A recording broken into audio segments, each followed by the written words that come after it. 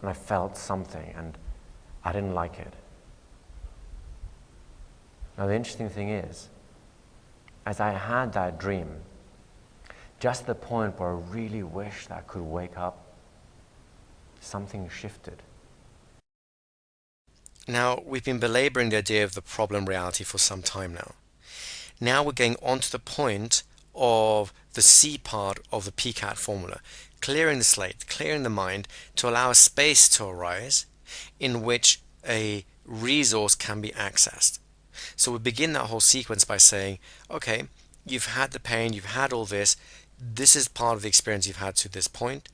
Now something shifts, something changes, something else is occurring. So that was the problem, put it to one side, let's make a shift, let something else occur. So we're beginning the process of allowing the shift or the clearing of the mind to take place.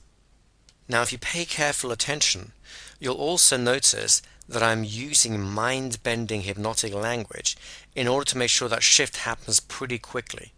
So I'm taking his mind to where it wasn't, and in such a way that the problem is no longer there. We're not trying to forget about the problem or bury it away. It'll still be active somewhere in the background. It'll be active for long enough that we can use it again later.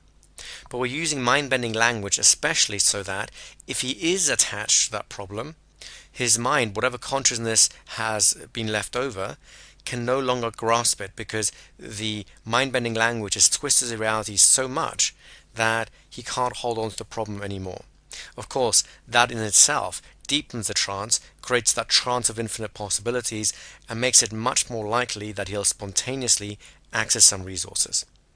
Just watch what happens right after that. The whole scene went beyond the place I was into a place that I had not been before. I looked around, and it was a cool, calming scene. And there was a figure that was very familiar to me. Someone from my past. Someone from my past. Notice once again the finger pointing. It's been happening throughout this sequence, but especially important here. I'm telling him to go find someone important to him from his own past.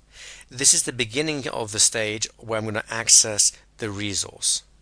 Notice how my gaps between speaking are getting longer and longer now. Those gaps are very important.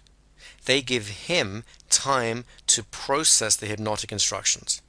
In this case, instructions are find someone from the past, someone that's important, a very decent person. So we're constantly refining the search mechanism so we find someone who's going to be perfect to act as a resource in terms of what we'll be doing in a moment. A really decent person. And I remember being so relieved. It's kind of like going through a tough time and having someone there. Want to take time out? Let's just pause there a moment and notice what's happening. In terms of what was happening on the stage there in terms of demonstration, we're in a seminar room, there's an audience watching of course, and someone random walks into the seminar room, realizes it's the wrong place, starts having a kind of a loud conversation or making some strange noises in the background, and then decides to leave. Now notice that throughout this whole sequence, Alex is still fixated on me. Some part of his awareness is aware that that's happening, but most of him is fixated on the hypnotic elements. And I have a simple choice to make. I can either ignore it and just run through, which is what I almost chose to do, or given that we're still in the C stage, the clearing the mind stage of the PCAT formula, I can actually use that distraction as part of the hypnotic process. So what I'm doing is I'm doing a little timeout. I'm going to look to find out what's going on. The person's actually just leaving as I turn around anyway. I'm going to use that distraction in order to do several things. Number one, I'm popping him out of trance ever so slightly, which gives me the opportunity to fractionate the trance. Notice how when we go right back into it, Alex goes into it much more deeply, much more quickly than he's been up to this point. So it's an ideal opportunity to fractionate. Secondly, it's an opportunity for me to clear the slate because we're suddenly distracting away from the problem reality, away from the problem trance, and I'm actually creating a whole completely separate new trance that has nothing to do with that yet. So we're just jumping from one trance, the problem trance, into a solution trance using a break state in between. In other words, a return to consciousness in between. All of these things were opportunities that presented themselves as a result of this person coming in to create a distraction to interrupt our conversation. Now, notice that if this had happened at any other point, I would probably roll over the distraction and just incorporate it maybe into the story if I noticed that somehow, he was getting distracted by it.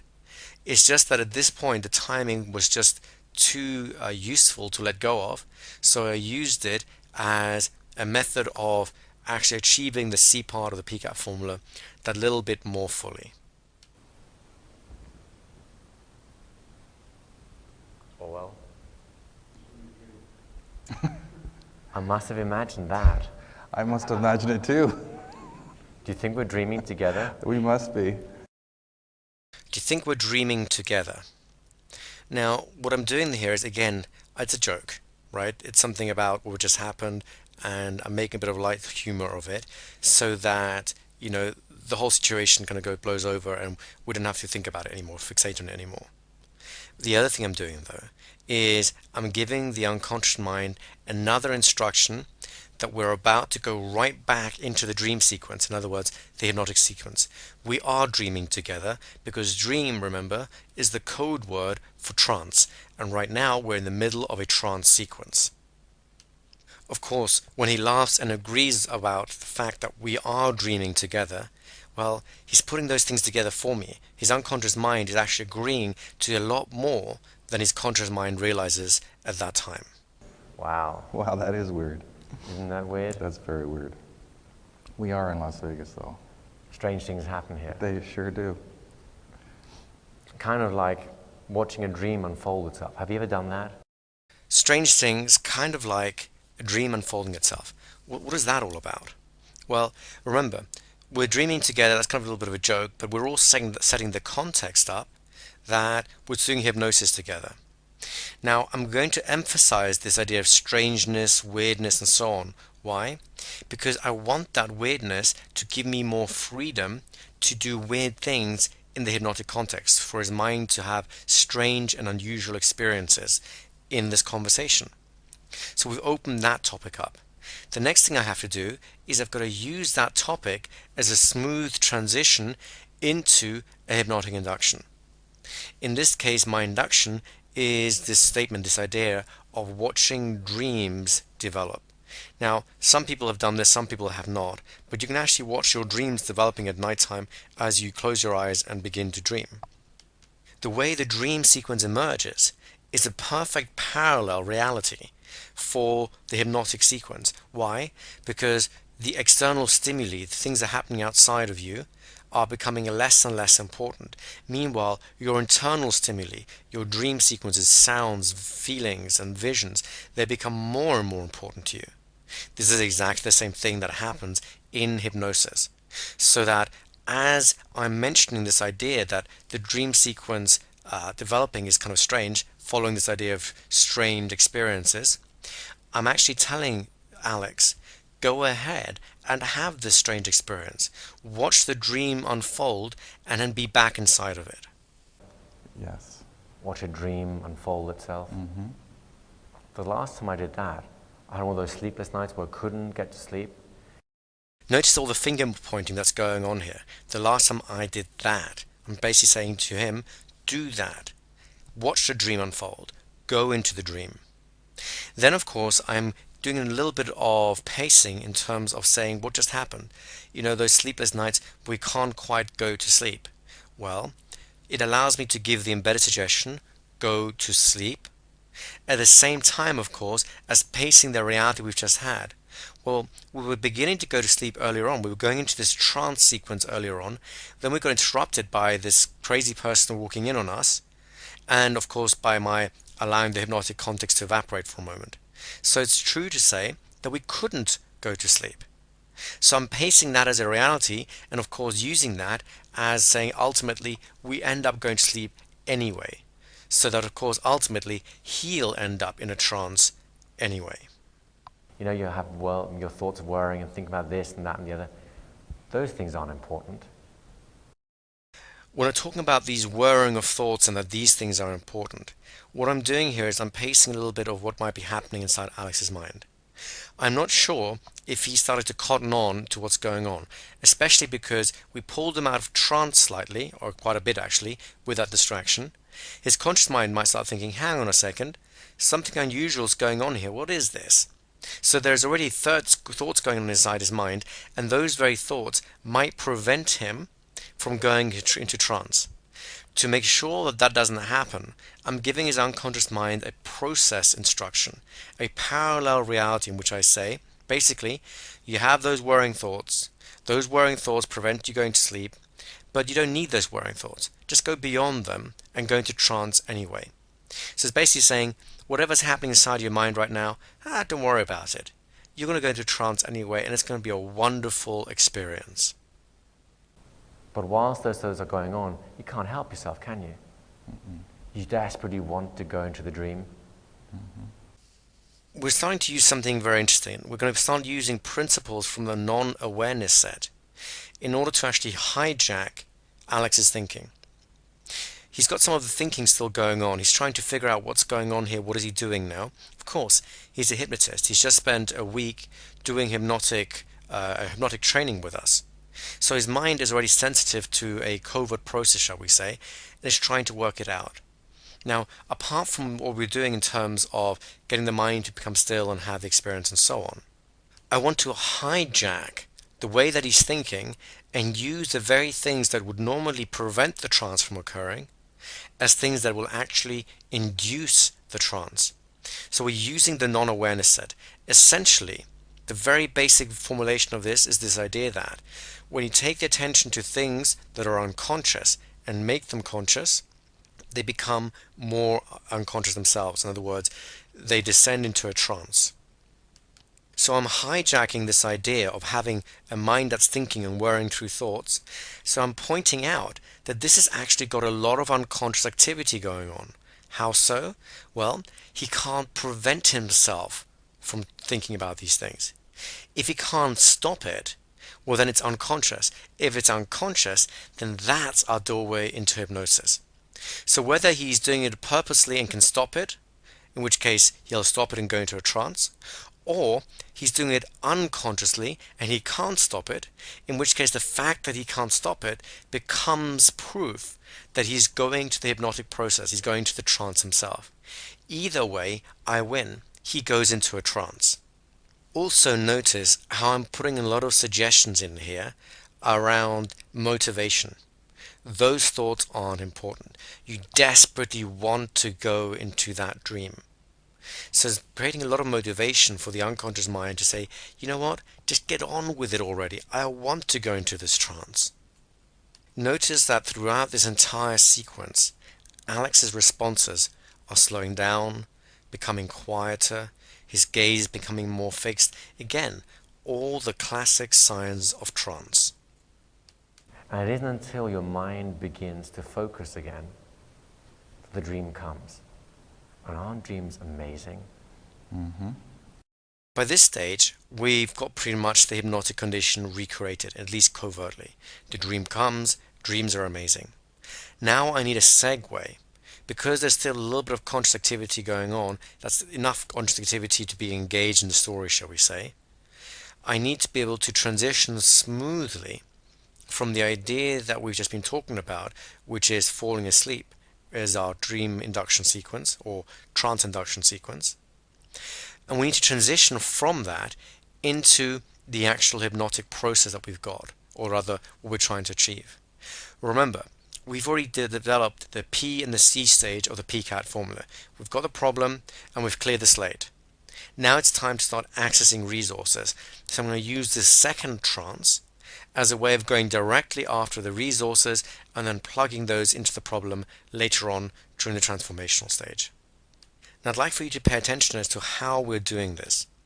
I'm about to roll into a dream sequence where I'm going to tell him what kind of resource to find.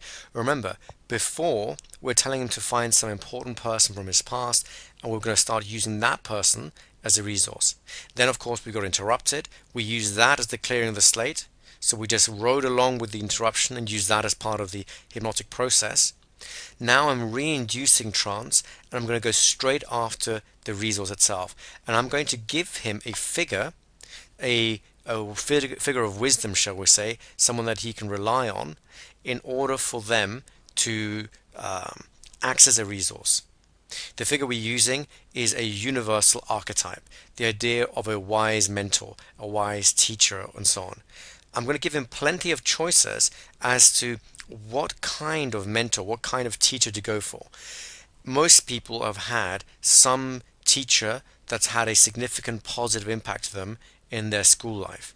Even if they've not had a positive, significant teacher in school, they had someone else who taught them something, an uncle, a cousin, maybe later in life a boss or a colleague that they really looked up to. That's the archetype that we're going to be plugging into, and we're going to be using that archetype as the resource that's going to transform the whole problem state. Just notice that as we speak about the teacher archetype, in order to bring up a symbol of wisdom, of encouragement, of resource inside of Alex, that we're also loading that very symbol full of resourceful ideas, wisdom, kindness, affection, all kinds of empowering concepts, so that when the archetype fully establishes itself inside of our subject's mind, it becomes a potent symbol for transformation. I had a dream once of an old teacher of mine at school, a really kind teacher, very smart. He knew everything there was to know. And in that dream, I remember sitting down and I asked him so many questions. To this day, I cannot recall half of them. To this day, I cannot recall most of those questions. Well, what are we doing here? What I'm saying here is this becomes a general resource for you in your life. You can speak about anything. You can use this as a template for solving all kinds of problems. So that right now, you might have some level of awareness of what that archetype is and some of the things you'd want to ask them. And yet, there are going to be so many more things that are going to happen at the unconscious level, so that you start getting to resolve problems at the unconscious level. We'll be using this later on in this trance, and I'm also setting him up so that should I need to use this in the future, I already have a symbol established in his unconscious mind, which I can call upon for spontaneous changes. Why? Because we have a symbol, an archetype of wisdom, teaching, transformation, and now we're establishing the principle that we can ask him anything, and most of those things we don't even know we're asking, we're not even aware of it. So then at times of trouble, at times of need, what's going to happen is the unconscious mind will turn inwards at this symbol of empowerment and go, help me, what do I do now? At which point the archetype, the symbol of empowerment, can go, well, here are the things that an empowered individual will do, and as a result of which the person can start resolving their own problems rather than being stuck with them. But do you know what I do recall? His answer. So we've got all our ducks lined up in a row right now. What we've got to do now is transform the individual, take the resources and apply them to a place where they need to work. What you're about to see is the hypnotic blitz in action. It's very direct, it's very simple, and it's basically telling him, be a better person, have a better life, be richer, solve these problems, and you're going to be you're going to have a wonderful life. I'm essentially giving him self-esteem suggestions so that those nourish him, empower him, and help them overcome whatever difficulty that he's facing. So rather than being disempowered by the problem, the very thing that used to trigger disempowerment now triggers empowerment. That's a transformational stage. The symbol, of course, the archetype, is there to be plugged in at any time we need to. It's also being used as a vehicle, an excuse to allow another parallel reality to occur, one in which I can give him a very direct hypnotic blitz. This is about as direct as hypnosis gets. But because I have layered it in with these cushions or vehicles, the dream sequence, the symbolism, the archetype, and all these other things have been wrapped around it, it doesn't actually sound like I'm giving him a hypnotic pep talk, although that's exactly what I'm doing. Of course, I'm using all the principles of the hypnotic blitz at the same time. I'll be touching him to emphasize certain points. I'll be pointing at him when I'm talking about my own experience as a way of saying to him, it's actually your experience. I'll be locking eye contact with him to overload him emotionally so that he can't think too much about this, it just kind of processes internally. I'll be speaking at a more rapid rate again so that I'm overloading him with positive suggestions. The way I like to think of a hypnotic blitz, it's the positive equivalent of a trauma. It's like a healing trauma. People have had traumas which are negative all their times. Something bad happens, they get traumatized by it, they think about it, they get disempowered, and so on. What I'm doing now is I'm doing exactly the same thing, but I'm reversing it. I'm putting in messages of empowerment, of strength, of power, of making it through, of being better, of self-esteem. And I'm using those to replace whatever disempowerment might have happened in his life. And I'm using the same process that created the disempowerment, the trauma model, in the form of the hypnotic blitz in order to eradicate it. He looked at me with kind eyes and he started speaking. He said, you'll make it. Because there's something about you that's different from all the other pupils that I've been teaching. And I want you to realize that inside you have a certain capacity that's pretty amazing. When you're in touch with this, things can happen that go so far beyond anything you can dream of right now. And it felt good to hear that, especially because I could feel it happening at the time. You know what I mean? Mm-hmm. Could really feel it happening. Now you'll notice the blitz developing here, and I'm leaving gaps and pauses for Alex to process the stuff. And I'm also starting to get some feedback from him. I want him to start feeding back to me that this is happening. On the one level, notice how Alex's face is starting to beam. On another level, he's of course starting to come out of the trance lightly because I'm asking him to feed back to me. In other words, answer, yep, I know what you mean, I know what you're talking about. What he's really saying is not, I know what you mean. What unconsciously he's saying is, yes, it's happening to me right now. And you can tell this by the exchange in his expression. Notice how I'm really emphasizing this loop of it's actually happening, it's happening to you, although I'm doing this indirectly for him. Why? Because I really want him to get this is not just a story you're listening to. I actually want him to have the experience, and I want to see him have it, so that at the end of it he feels like, wow, something really big has happened. I'm beginning to blend realities now. I'm moving from the covert hypnotic reality to a slightly more overt, or shall we say semi-overt hypnotic reality. Given the context that we're in, he'll know that something hypnotic is happening. In a different context, he might not know something hypnotic is happening, but he'll know something is happening, and whatever it is good. So this becomes a kind of a convincer for the conscious mind that whatever this is that's happening, we want more of it because it's a good thing. I recognize it's a good thing and I want more of it. I'm also emphasizing to the unconscious mind, participate. Take this and run with it. Make it happen. And you'll notice that I'm really emphasizing that until I see Alex really start to beam and shine. Watch out for the moment when that escalation process really peaks and he just pops out into a completely different place, a very positive place. Because he wasn't just saying things, it was actually happening inside. And when I felt that, I had like a little thrill of recognition. Like maybe I can do this. And you know what I did? I couldn't help this.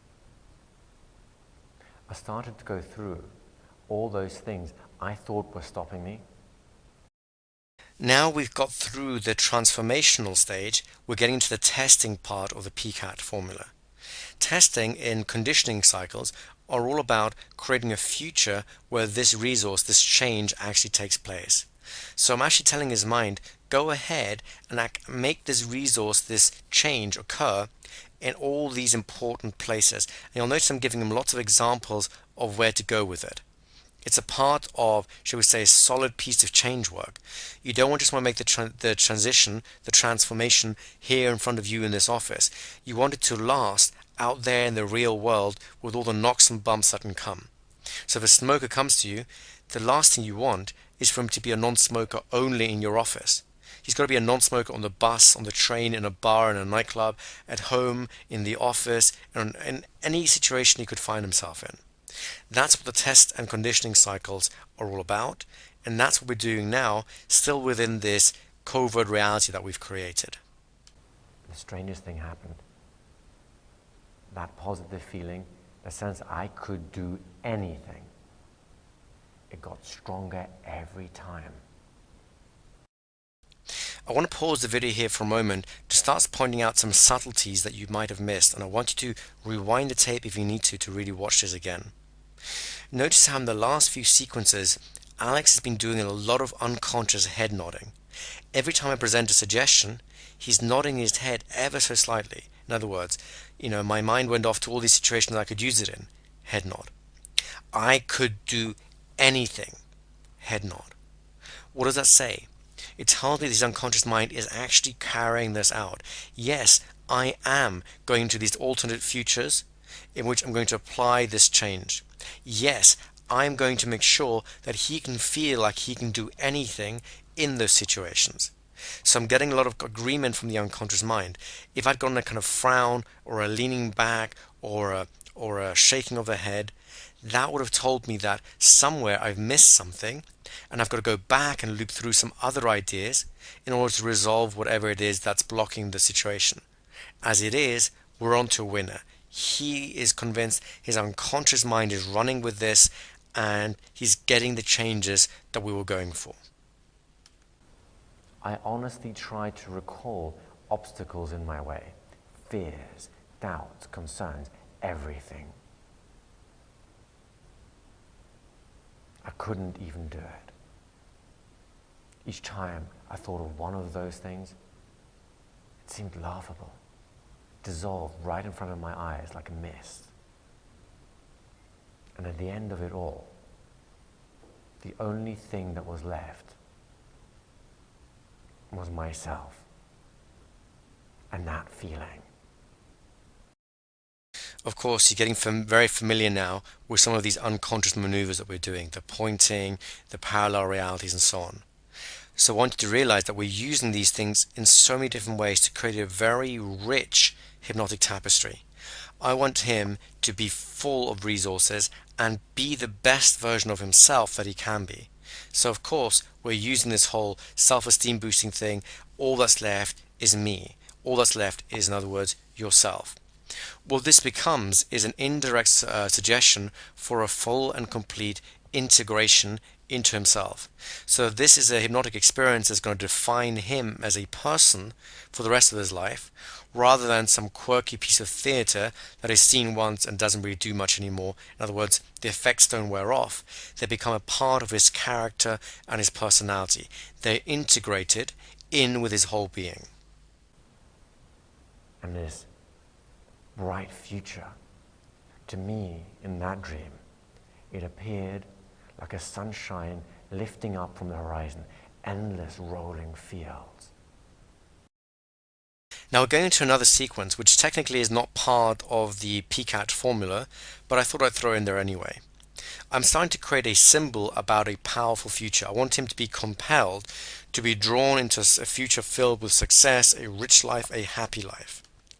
Just as we had an archetype of the past, the teacher figure that could help him resolve problems, I want to have an archetype, a symbol of a compelling future that's going to give him such confidence in moments of trouble, he'll roll right through them.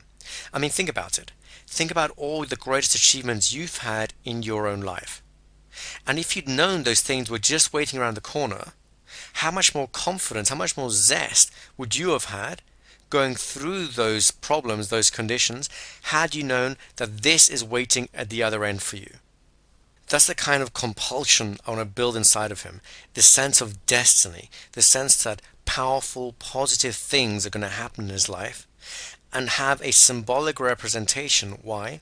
So that this idea of a sunrise, which symbolizes this destiny, this bright future, this amazing things are going to happen to him kind of mental archetype, that's something that can come back to him over and over again and give him tremendous comfort at times of need. He might be stressed at work, and rather than turning to a cigarette or some kind of negative or destructive behavior, he might just sit there and look at the sunset and consider it a sunrise. Or he might just think about some pleasant holiday he's been on, watching the sunrise over the ocean, not realizing that that memory becomes an unconscious trigger, a cue the unconscious mind is using to remind him to have hope, resiliency, confidence, determination, and just the pure chutzpah, the energy to really achieve what he wants to achieve. Now I want you to watch and listen as we really build this symbol up, and we poured all kinds of other power loops into it. This is basically the bright future power loop, where we send someone into the future, get him to look at his past, at all the levels of achievement, and to realize that all these things are coming, having a sense of purpose, having a sense of destiny, having a sense that everything will be easy in life. It's a very simple and very common power loop that a lot of people use, and we'll be using this conversationally to build this sense of destiny and a bright future for Alex. And I want you to pay specific attention to how Alex, who's already looking pretty positive at this stage, really starts to beam. This is the point where he goes up into overdrive and starts glowing like a light bulb. Just remember, what we're doing here is we're building a sense of resiliency through a sense of destiny. And in order to do this, you have to use your own voice. Remember the hypnotic principle of going first? I can't build a sense of destiny by saying, and there's your future, and it's great, and you'll have a really good time. My voice has none of the energy, none of the richness that that future is going to have. How would his unconscious mind possibly believe me? Now, I'm exaggerating it a little bit. Even with a poor voice, you can still achieve a lot of things. And yet, you have the voice as part of your tools. You have the ability of going first. Enter this bright future, this amazing destiny that that person is going to have. Get excited for him, and he'll get excited with you. So listen to the qualities of the voice as they change is what I'm doing. And of course, watch for the maneuvers, the power loops of the bright new future, installing this archetype, this symbol of destiny, in order to create a real powerful resiliency in him to get him through troubled times that will always emerge in the future. Everyone's future will have some troubled spots. This is going to get him through it. And the warmth of that sun shining in my face, and I just knew everything will work out exactly as I want, or even better. I didn't know how I knew it. I didn't even see details. In my mind, I started to fly all the way across that horizon to the place where the sun comes from. And looking back, I saw a life that was so rich, happy, successful. I can't begin to tell you how emotional that felt. And it wasn't the emotion that says, I want this. It was a sense of knowing that I have this. And I can't begin to describe that sense of gratitude. Did you notice what just happened there? Notice how Alex takes a deep breath, starts nodding, and it's kind of like a peacefulness descends over him. And what was the instruction that came just before that? It's a sense of, I have all this. In other words, remember, because we're pointing, we're telling him, you have all this. This is the point of collapse. Everything we've been doing so far has been building up, and I'm just reminding his unconscious mind that he has got it now. And of course, that's the response we get and hoping to get from the unconscious mind. It's a deep sigh, it's a sense of settling in, and you can really see that he's got a sense of something important is happening. That is what we've been aiming for. That's the whole point of creating that bright new future for him. Because we've installed it now, it's been accepted now, and we know that two things have happened. Number one, the problem's been overcome, And number two, he's got a pattern of resiliency inside himself now, that when problems arise, he'll have a sense of, I'll get through this and something good will happen as a result of this. And of course, if that's the expectation that's at the unconscious level, that will be the reality that he ends up living, because all unconscious expectations tend to become realities for people. Now, in terms of the emotional energy, I'm shifting down a gear from excitement and determination through to this idea of gratitude. Why am I doing this? Well, I don't want to pump him up so that he's punching his fists in the ceiling and running around going, hoo-ha, everything's great.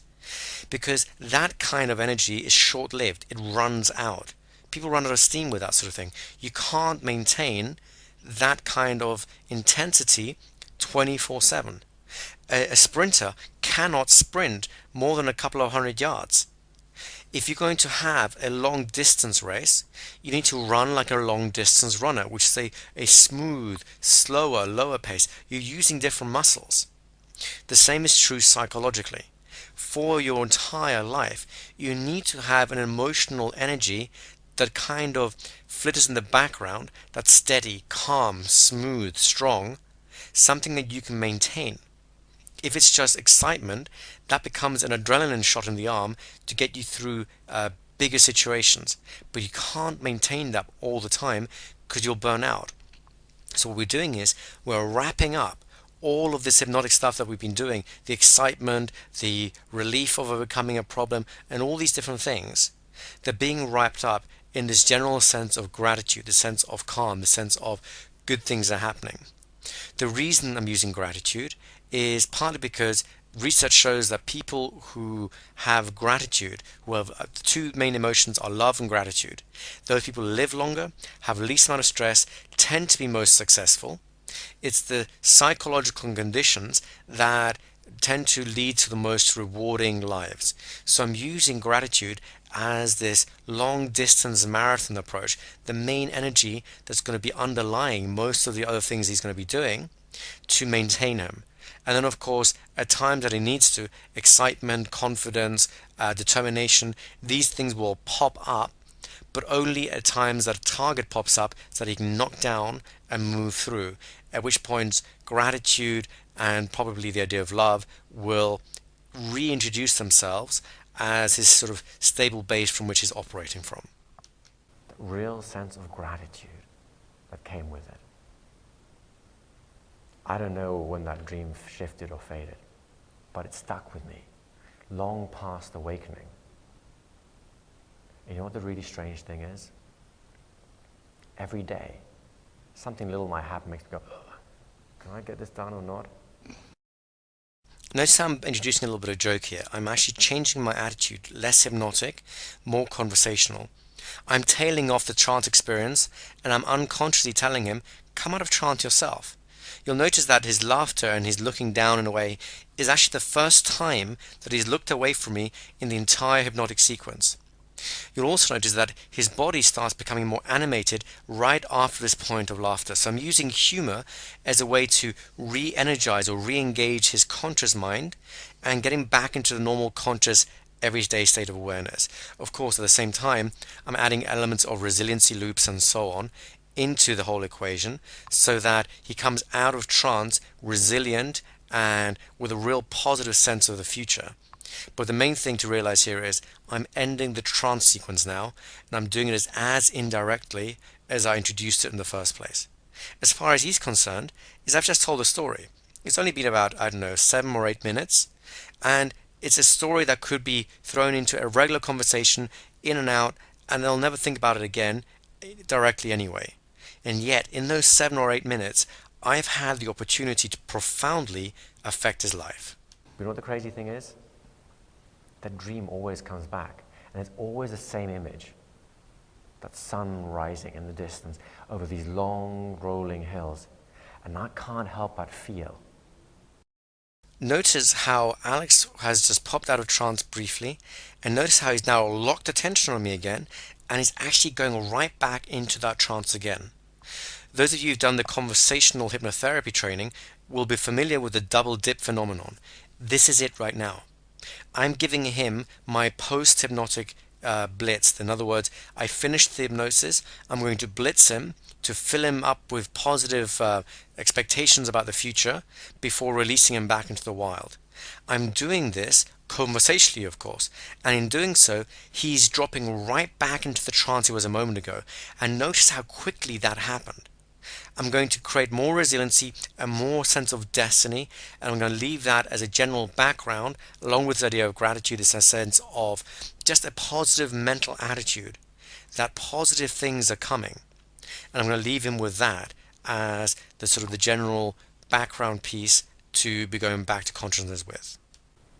Whatever's happening now is such a tiny thing. I will roll right through this, past this, over it, around it. I don't know how I'll do it, but I'll get through it. You know what I mean? Mm-hmm. So now that I've finished my official hypnotic experience, I'm trying to re-engage him. How do I do this? Well, I offer him social cues saying, I require your feedback, hence please come out of trance enough to talk to me. Do you know what I mean? Notice how again, at the point of him talking, he breaks eye contact again, and he cuts into his normal, shall we say, everyday mannerisms. His facial expression starts changing again. He actually has facial expressions rather than just this passive, positive, locked attentional glow. And so the whole hypnotic sequence is coming to an end. I'm going to encourage this now to take him all the way out of trance and then just release him into the wild. It's good to have dreams like that from time to time, isn't it? Sure is. Yeah. I wish it would happen more often. Me too. Notice how all of my mannerisms have now changed. I'm looking away from him more often. I'm moving more often. My attention is away from him. I'm actually speaking less as well. And what I'm about to do is, if you watch on a little bit further, is I'm now going to get him to talk to me about what he's going to do. So I've created a full nested loop. He starts by talking about Vegas, then I start talking about dreams, then I do a whole hypnotherapeutic process covertly, then I bring him back out, talking about, positive dreams, shall we say. And then he, of course, has got to take responsibility again by talking about what he's about to do. That creates a full loop, and that tends to seal the whole experience off inside his mind, and all we get a sense of that, yeah, we generally spoke about Vegas and some stuff about dreams maybe, and that was about it. It creates, or at least it creates the conditions for amnesia to spontaneously occur. It's not guaranteed to occur, but I don't really care about that. If I need it to occur, chances are it will. If I don't need it to occur, well, chances are it won't. But by creating a nested loop, we've created the option for the unconscious mind and given it a mechanism to create amnesia. If you want to know what that mechanism is, very simply put, it's that the nested loops, the beginning and the end of the sequence, talking about Vegas and talking about Vegas, they collapse into one sequence. It's all just been talking about Vegas. And of course, at that point, all the stuff in between, the stories, the dreams and all that sort of stuff, drops out of memory. By allowing that collapsing of two topics, which were really the same topic, the beginning of the same topic and the end of the same topic, by allowing those things to collapse together, amnesia is created. Of course, it does not happen automatically, but the unconscious mind has a very simple mechanism that it can latch onto to utilize if it needs to create that kind of amnesia. So you were saying anyway about the strip? Yeah, I'm going to go down and, I guess, kick butt. I think that'd be really cool. Absolutely. Well, let me know tomorrow how you get on, right? Absolutely. Give him a nice round of applause.